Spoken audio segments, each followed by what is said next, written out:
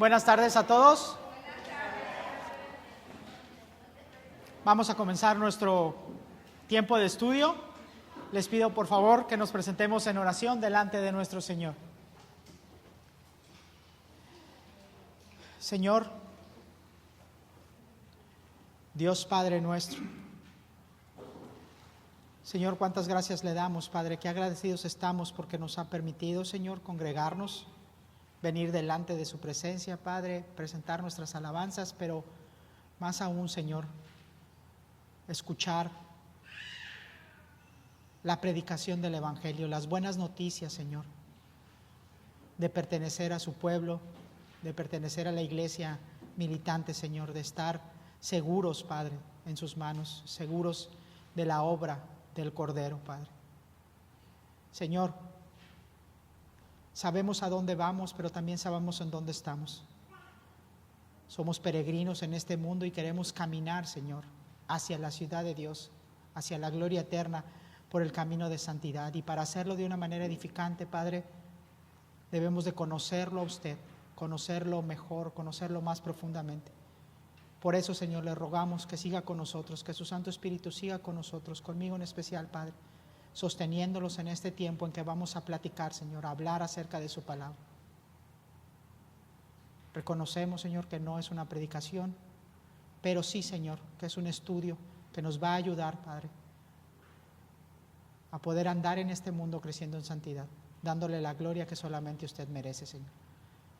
Sosténganos, Padre, capacítenos. Se lo suplicamos en el nombre poderoso de Jesucristo, nuestro Señor y Salvador. Amén. Bueno, esta tarde retomamos el estudio que estamos llevando sobre teología del pacto. Estamos apenas en el capítulo 3 de esta serie. Literalmente estamos en el principio, estamos en Génesis. Y hasta este momento hemos hablado de algo que denominamos, ¿recuerdas? Pacto salutis, el pacto de salvación, el cual definimos como este acuerdo pretemporal entre los miembros de la Santísima Trinidad, en donde cada una de las tres personas, Padre, Hijo y Espíritu Santo, adquieren distintas funciones para establecer, para sostener una relación con su pueblo. A partir de esta alianza se desarrolla todo, literalmente todo. Una vez que este acuerdo existe y que se determina el plan que le daría la máxima gloria posible al Señor Dios, y sin que Dios lo necesitara, y como una evidencia de su amor, entonces inicia el tiempo, la energía, la materia y el espacio. Todo sostenido y sustentado por Dios. Y tenemos evidencia de todo esto en apenas un versículo, Génesis 1:1. Todo creado ex nihilo, es decir, a partir de nada, y todo solo con el poder de la palabra de Dios. Todo esto contenido en el primer capítulo de Génesis, y como dije, especialmente en Génesis 1:1. En el principio creó Dios los cielos y la tierra. En el principio, tiempo. Creó energía. Los cielos, espacio. La tierra, materia.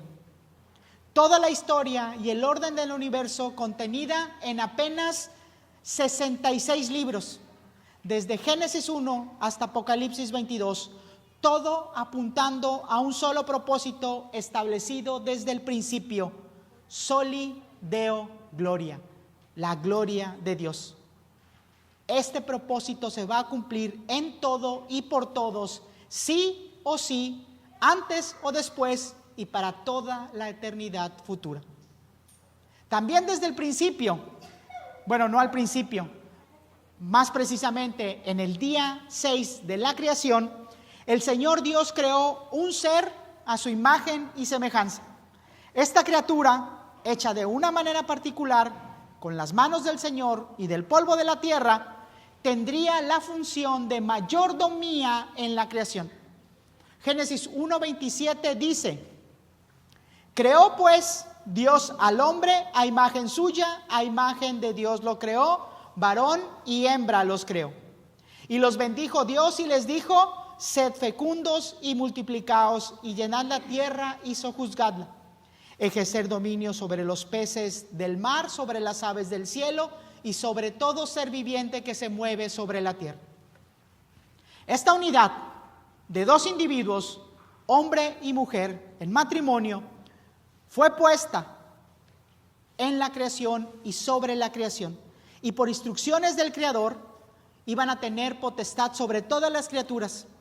Esta es la manera en la que habrían de operar, de ejercer sus funciones en la creación. Sin embargo, en ese momento todavía se tenía que establecer la manera en que estas criaturas se debían de relacionar con el Creador. Y entonces avanzamos a Génesis 2 y se nos expone el punto de partida de esta relación. El Señor establece una alianza, un acuerdo con esta criatura. Esta alianza tiene por objetivo establecer y exponer la posición de cada miembro dentro de este acuerdo, tanto la posición de Dios como la posición del hombre.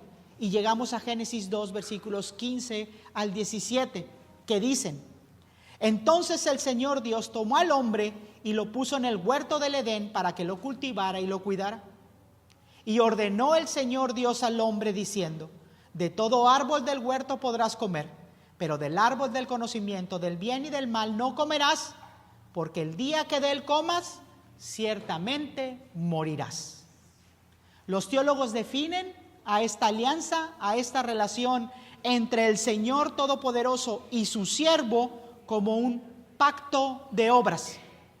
Es el único que Dios establece con el ser humano. Es el único pacto de obras que Dios establece con el ser humano. Se llama así pacto de obras porque el material sobre el cual se establece el pacto es un mandato de parte de Dios para el hombre. Por tanto, la respuesta a esta alianza, a este acuerdo, tiene que ser la obediencia a la instrucción dada por Dios, la obediencia dada por Dios de parte de aquel a quien se le dio el mandato. Si este mandato era desobedecido, la sanción por incumplir el acuerdo, es decir, por rebelarse a este pacto, cae sobre aquel que lo desobedece. ¿Ahí vamos bien? En el capítulo 3 de Génesis, que es con el que vamos a estar trabajando esta mañana, así que por favor te pido que abras tu Biblia allí, por favor. Génesis 3 nos expone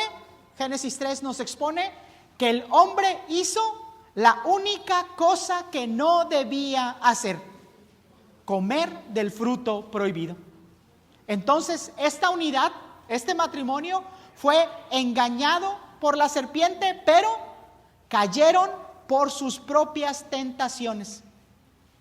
Después de pecar contra Dios, no pierden la posición que el Creador le otorga a su criatura. Es decir, ellos siguen siendo imagen de Dios. La descendencia seguiría siendo imagen de Dios, pero ahora el reflejar los atributos del Señor, que es ser imagen de Dios, sería de una manera distorsionada. Esto por causa del pecado. Entonces Adán lo que hereda a la siguiente generación es una naturaleza pecaminosa.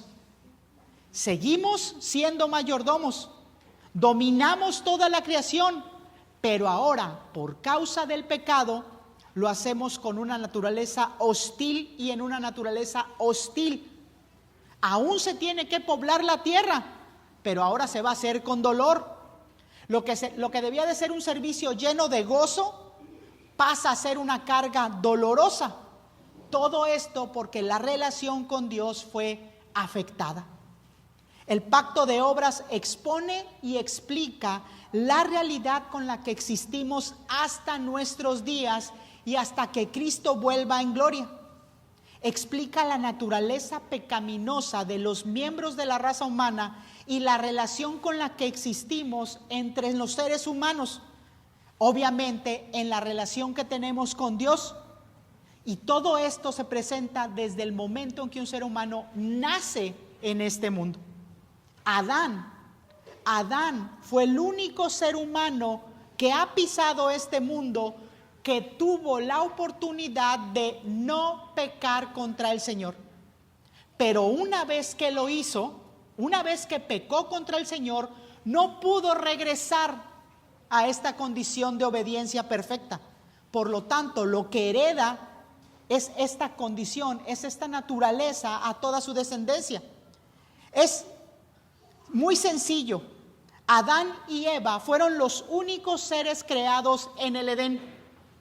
Todos los demás nacimos fuera del Edén y por lo tanto nacemos con una naturaleza que tiende al pecado, que trae pecado. De manera que todos nacemos como acreedores de las sanciones del pacto de obras. No solo por la naturaleza que nos heredó nuestro primer representante, sino además porque todos nos hacemos culpables a lo largo de nuestra existencia, porque todos pecamos contra Dios. Por lo tanto, lo que todos merecemos, y además de una manera justa, es morir. Comprender y considerar el pacto de obras es el primer paso del Evangelio. Porque reconozco que soy culpable, reconozco de mi justa condena y sobre todo puedo reconocer la imposibilidad que tengo de salvación por méritos propios, por lo que clamar por redención y salvación es la única opción lógica, sabia, viable y posible. No hay más.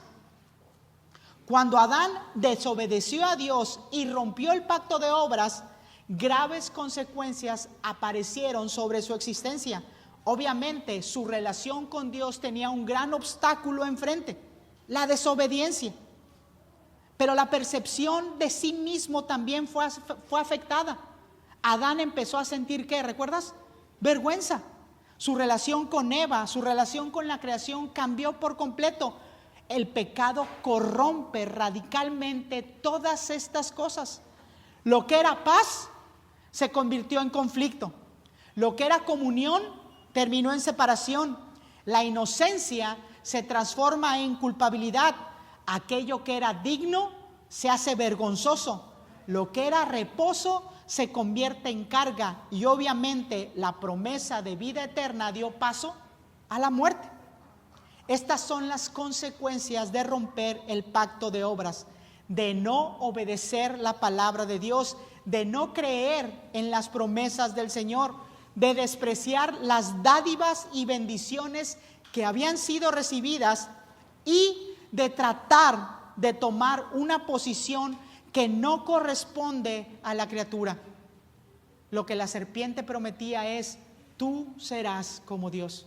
Y ellos creyeron en esta mentira, en esta falsa promesa. Esto es todo lo que comunica una simple mordida, que como vemos no es tan simple. Y la respuesta de Adán después fue todavía peor, porque ¿qué hizo? Intentó ocultarse de la situación, se alejó cada vez más de Dios. Después hizo ropas para él, para Eva, para ocultar el sentido de vergüenza que vino cuando él comprendió acerca de su desnudez, cuando comprendió acerca de que había pecado contra el Señor. Ahí, en Génesis 3, versículo 8, dice que Adán huye a esconderse porque ha comprendido cuáles son los requerimientos del pacto. Él ha comprendido la perfecta obediencia que tiene que ser cumplida. Él ha comprendido que va a morir. Pero la obediencia tiene que ser perfecta, tiene que ser completa, tiene que ser total.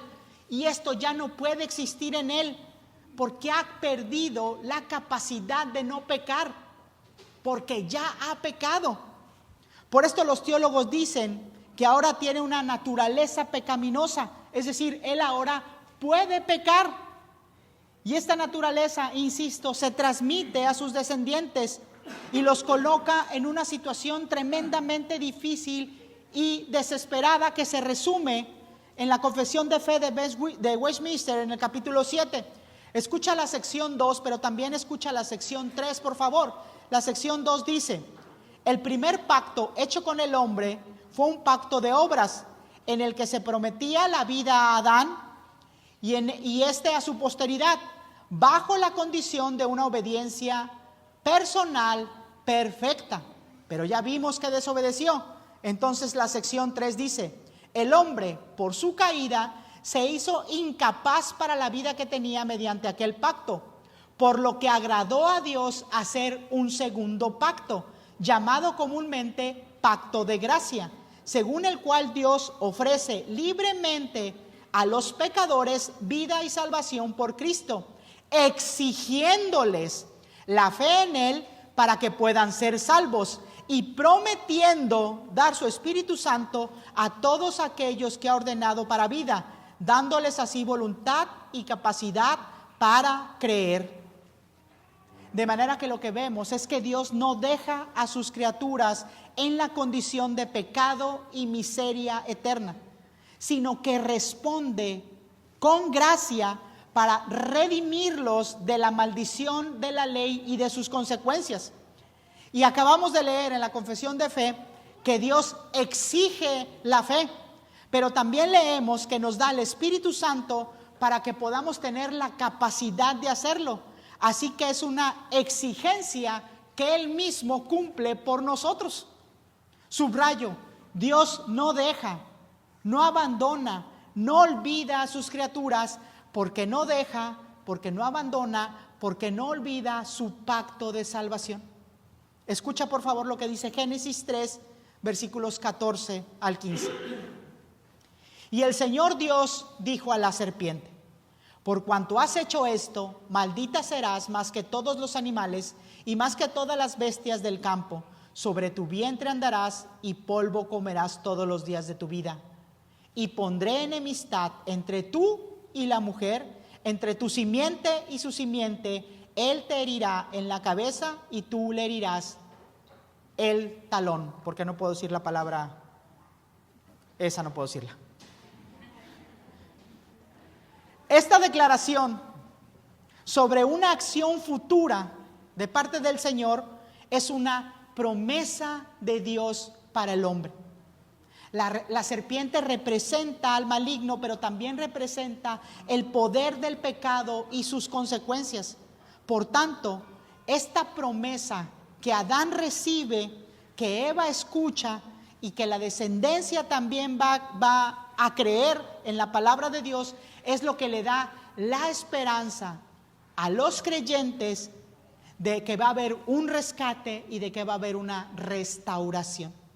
Entonces lo que tenemos en Génesis 3, versículo 15, es la primera revelación del pacto de gracia.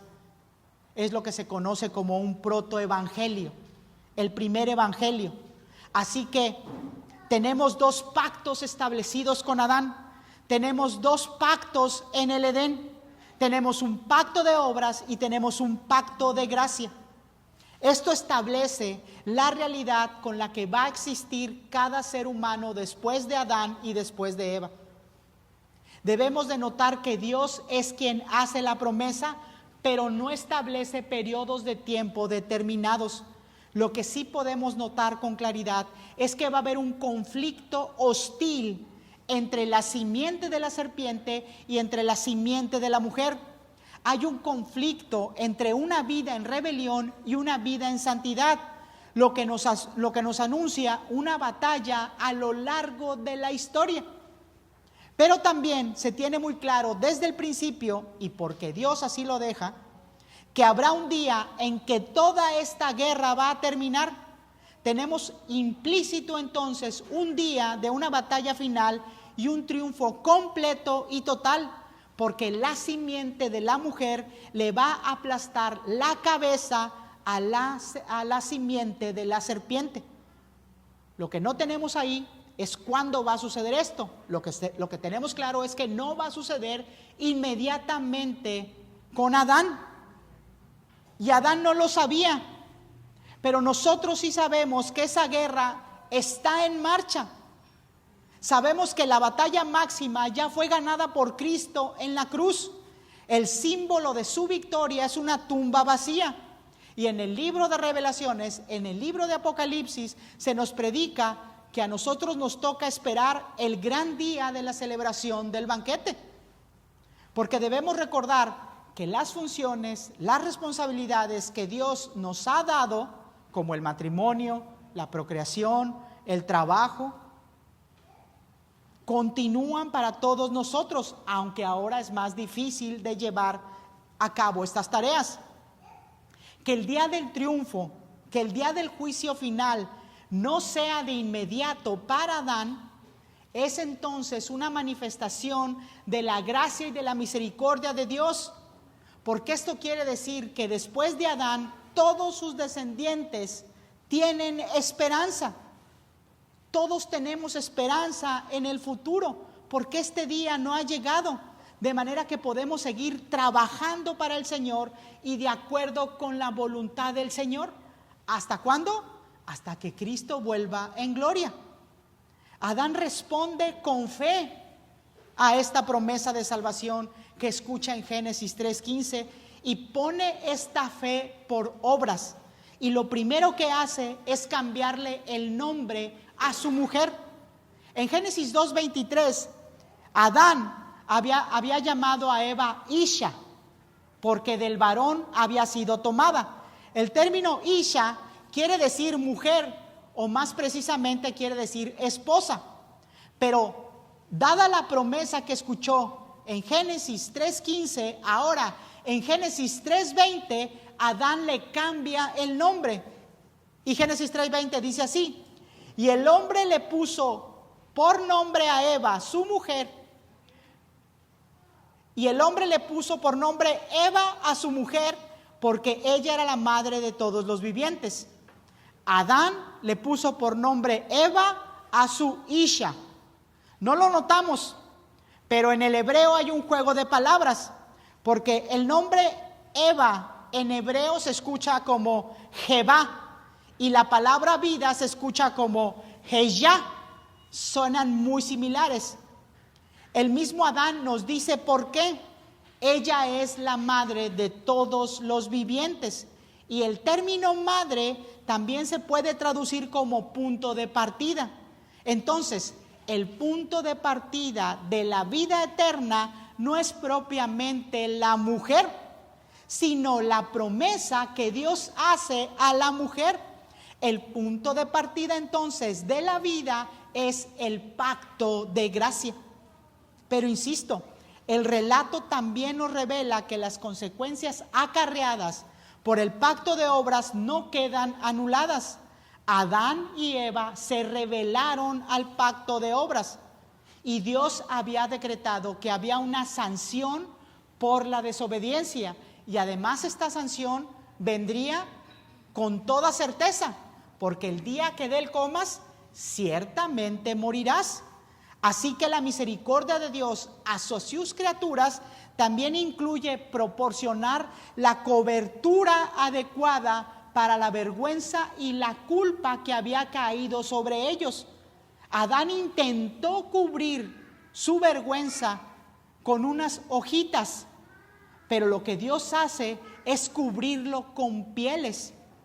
Esto nos expone desde el principio la necesidad de un sacrificio de sangre, de un sacrificio que implica muerte y la muerte de un inocente para cubrir la sanción producida por el pacto de obras, para cubrir la vergüenza, la culpa de aquellos que pecaron contra Dios. La identidad de este descendiente, de esta simiente, se nos va revelando progresivamente a lo largo de la historia del Antiguo Testamento. Se nos va revelando por medios de tipos de Mesías o tipos de Cristo que nos van dando a conocer su obra, sus funciones e incluso rasgos, características de su carácter. Génesis 3:15 habla de la segunda persona de la Santísima Trinidad. Génesis 3:15 está hablando de Jesucristo. Y la Escritura se refiere a Cristo como el segundo Adán. No lo hace de una manera despectiva, sino que se refiere a un acto de misericordia por parte de Dios, porque ahora en el segundo Adán tenemos una segunda cabeza federativa, tenemos un nuevo representante para determinar la manera en que nos vamos a relacionar con el Señor Dios. Por esto Cristo también es el mediador del pacto de gracia, es el redentor de los elegidos del Señor. Así como Adán representó a sus descendientes en sus acciones rebeldes y pecaminosas, Cristo representa a sus elegidos para la vida eterna. Así como el pecado de Adán fue imputado a sus descendientes, la justicia por la obediencia de Cristo es imputada a aquellos que tienen fe en Él. De esta forma, las obligaciones del pacto de obras son cumplidas totalmente en el mediador, y es el mediador el medio designado para que podamos obtener la vida eterna. Romanos 5 del 17 al 19 dice: porque si por la transgresión de uno, por esto reinó la muerte, muchos más reinarán en vida por medio de uno, Jesucristo, los que reciben la abundancia de la gracia y el don de la justicia. Así pues, tal como por una transgresión resultó la condenación de todos los hombres, así también por un acto de justicia resultó la justificación de vida para todos los hombres. Porque así como por la desobediencia de un hombre los muchos fueron constituidos pecadores, así también por la obediencia de uno los muchos serán constituidos justos. Entonces Cristo no solamente vino a morir por nuestros pecados en la cruz, sino que antes de esto, antes de morir en la cruz, vive de una manera perfecta delante del Señor. Cristo cumple todos los preceptos de la ley, cumplió a cabalidad y de manera absoluta todos los mandatos del Señor, todos los preceptos de la voluntad del Padre, de manera que su justicia, la que Él alcanzó, es imputada sobre todos aquellos que son miembros del pacto de gracia. La obediencia del segundo Adán en el cumplimiento de la ley es el fundamento de la justificación por fe. Esto es especialmente trascendente para cada ser humano, porque en aquel huerto hubo dos acciones que determinan cómo cada uno de nosotros va a existir por el resto de la eternidad. Como lo mencioné hace un momento, se pronunciaron dos pactos en el Edén con grandes similitudes, porque ambos pactos se desprenden de este gran pacto de salvación, del pacto salutis. Dios es el autor de estos dos pactos. Él inició estos pactos. Los dos pactos son producto de la gracia de Dios, porque ambos son un regalo que no merecemos. El Señor entra en estos dos pactos con Adán. Él es quien crea al hombre para establecer el pacto de obras, pero también es Dios quien viene y busca al hombre para establecer el pacto de gracia, por lo que en ambos están incluidos los descendientes de Adán. La promesa de ambos pactos es recibir la vida eterna, y el objetivo general y único de los dos pactos es siempre la gloria de Dios. Pero debemos decir que también hay grandes y radicales diferencias en estos pactos. En el pacto de obras, Dios se establece como el Creador y Señor, que se complace en establecer un pacto con una criatura que es inocente, o hasta ese momento inocente. En el pacto de gracias, entonces, Dios se levanta como el Redentor que busca por gracia, por misericordia, al pecador que ha transgredido el pacto. En el pacto de obras, la promesa de la vida eterna depende de la obediencia perfecta y personal de Adán, es decir, en las propias obras del hombre. Pero en el pacto de gracia, la promesa de vida eterna depende de que el pecador ponga su fe, ponga su esperanza en la persona y en la obra de Cristo. En el pacto de obras no había necesidad de un mediador, porque había comunión entre Adán y el Señor. Adán tenía la capacidad de mantener el pacto, pero ya en el pacto de gracia existe la necesidad de un mediador, porque la comunión entre Dios y Adán había sido rota. Ellos habían sido separados por el pecado. Adán perdió la capacidad de obedecer la ley de Dios. Hay un principio de obras en ambos pactos. En el pacto de obras, Adán debía de obedecer las estipulaciones que estaban relacionadas con el árbol del conocimiento del bien y el mal, y en el pacto de gracia es Cristo quien está cumpliendo con estos requerimientos. Y esto es muy importante porque implica que el pacto de gracia no destituye, no cancela, no abolió el pacto de obras, porque en ambos pactos se requiere la justicia, se requiere que la ley sea cumplida. Es Cristo quien cumple la justicia de una manera total. Es Cristo quien cumple finalmente todo lo requerido en el pacto de obras, permitiendo entonces que su justicia se ofrezca, se impute a aquellos que creen en su obra. El pacto de gracia a través de Cristo cumple con lo que todo el pacto de obras requería. Así que a partir de aquel momento solamente hay 3 maneras para cumplir el único propósito de toda nuestra existencia. Vuelvo y repito, como dice Sugel, a partir de aquel momento solo hay 3 maneras para cumplir el único propósito de toda nuestra existencia. Establecido este propósito desde antes de la fundación del mundo. ¿Cuál es nuestro propósito? Glorificar a Dios. Y digo que son 3 solo por mencionar todos los escenarios posibles. Pasamos 2 diapositivas, por favor, Denise. Otra, y ahí nos quedamos. El plan ha sido el mismo desde la eternidad pasada y va a ser el mismo hasta la eternidad futura, porque el plan es perfecto, el plan está completo. La historia de la humanidad se desarrolla bajo la soberanía de Dios y controlado por la providencia de Dios. El pacto de salvación es establecido por la Santísima Trinidad y apunta únicamente a la máxima gloria de Dios. ¿Le picas, Denise? Todo gira alrededor de este pacto. Toda relación con Dios es por medio de este pacto y con este único objetivo. Pero se divide, se bifurca en 2 posibilidades. La primera puede ser a través del pacto de obras, el cual requiere de una obediencia perfecta para que podamos tener vida eterna y de esta manera entonces le demos la gloria a Dios. ¿Sí? Pero recordemos que cuando Adán pecó, la facultad de no pecar quedó completamente anulada para toda su descendencia, es decir, para todos los seres humanos. Así que si eres un ser humano y naciste fuera del Edén, debes ser plenamente consciente de que este camino, dale Denise, este camino no lo puedes seguir. ¿Estamos de acuerdo?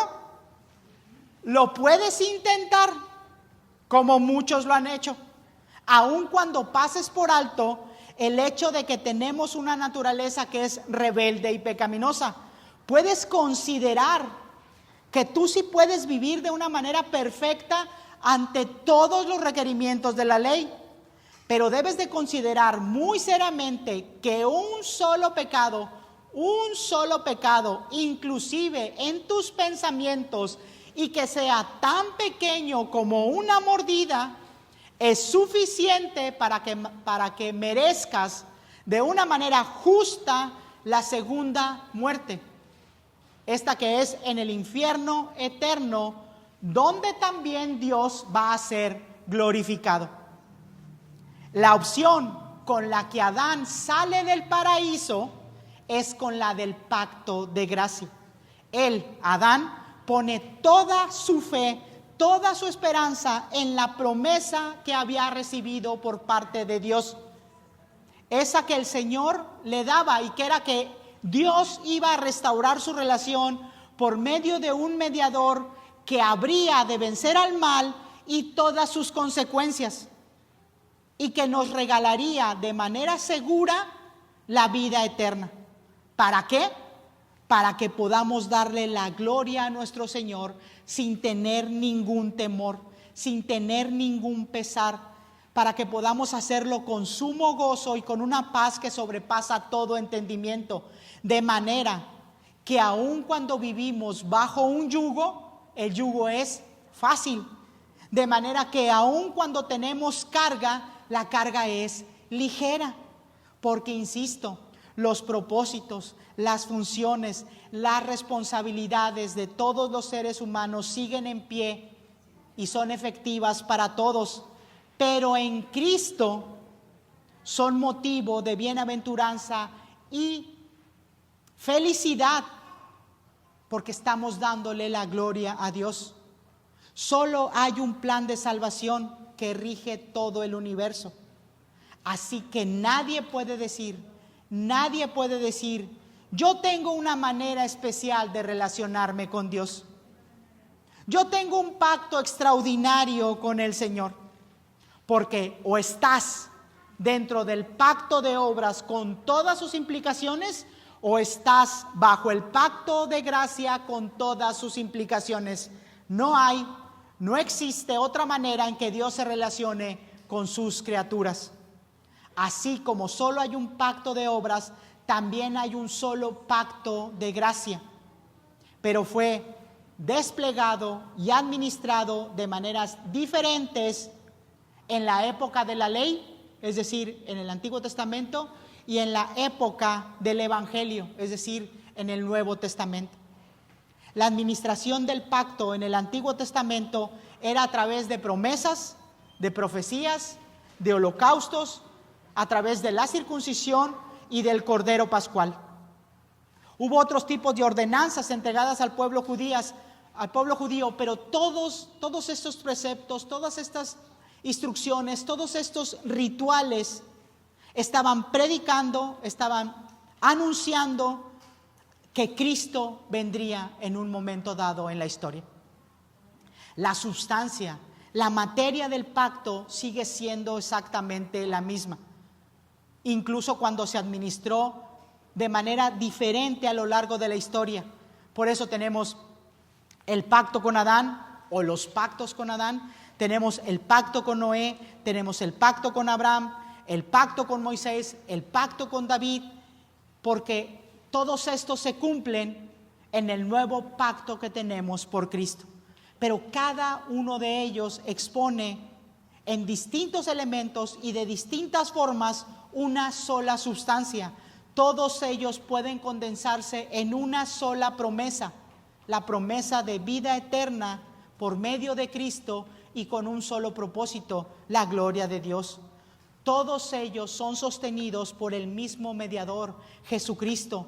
Por eso Él es el Señor delante del cual se doblará toda rodilla a su tiempo.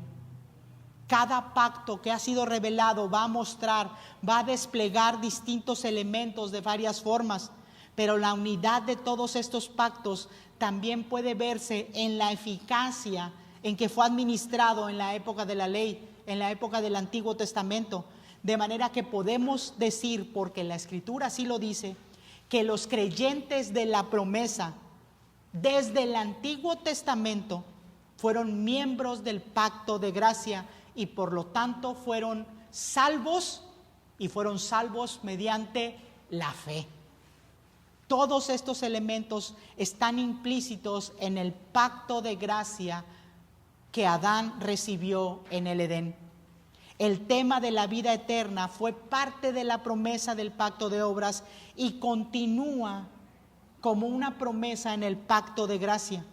La pregunta que ahora puede quedar en el aire es: ¿por qué Adán fue expulsado del paraíso? Porque Génesis 3 del 22 al 24 dice: entonces el Señor Dios dijo: he aquí, el hombre ha venido a ser como uno de nosotros, conociendo el bien y el mal.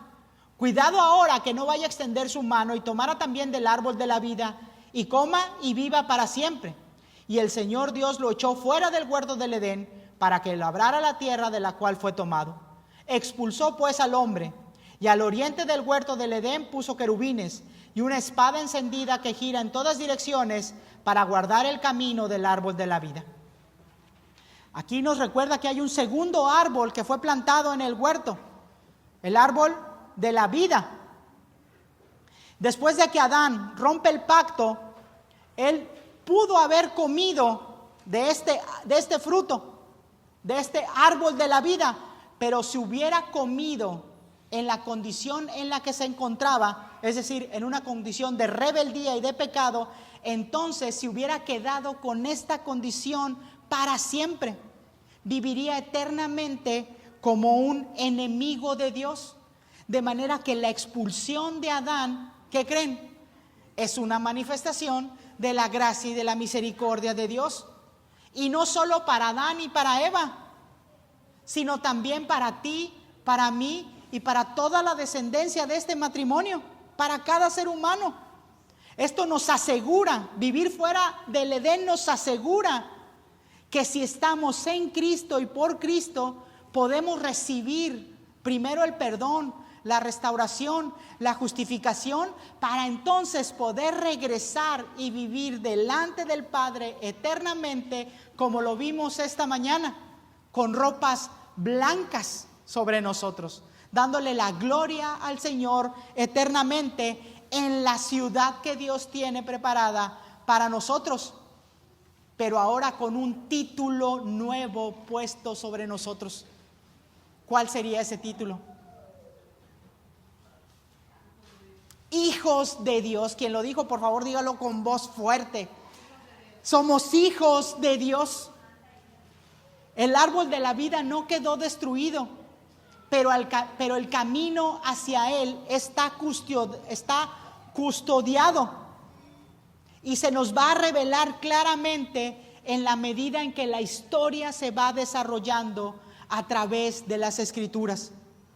El énfasis en esta etapa en el Edén es que la muerte no reinó y que por el contrario, la promesa de vida eterna sigue vigente para todos los creyentes después de Adán, para todos los que creen en la promesa, porque el justo por la fe vivirá. Esto apenas empieza. Estamos en Génesis 3 y son muchas las implicaciones del pacto de salvación, del pacto de gracia. Pero por esta tarde, esto es todo. Así que oremos porque ya hace hambre.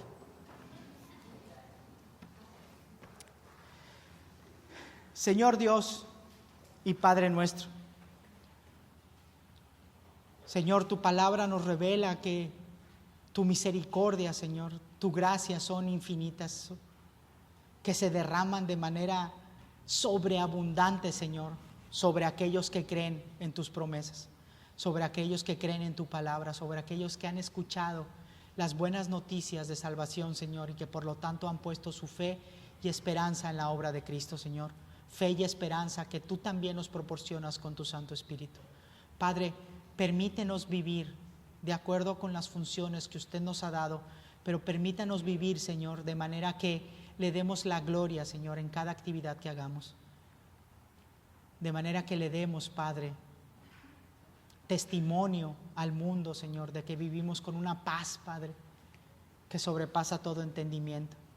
De que vivimos, Señor, para extender el reino, de que vivimos, Señor, para crecer en santidad, de que vivimos, Padre, para darle la gloria que le pertenece, Señor. Gracias, Señor,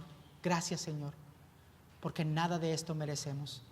Gracias, Señor, porque usted nos ve, Padre, nos oye, nos salva, Señor, solo por gracia. Así que toda la gloria sean solamente para usted, Señor. Oramos con toda humildad y lo hacemos en el nombre poderoso de Jesucristo, nuestro Señor y nuestro Salvador. Amén. Muchas gracias. Recuerden que tenemos el estudio y las diapositivas disponibles para los que lo quieran. Estamos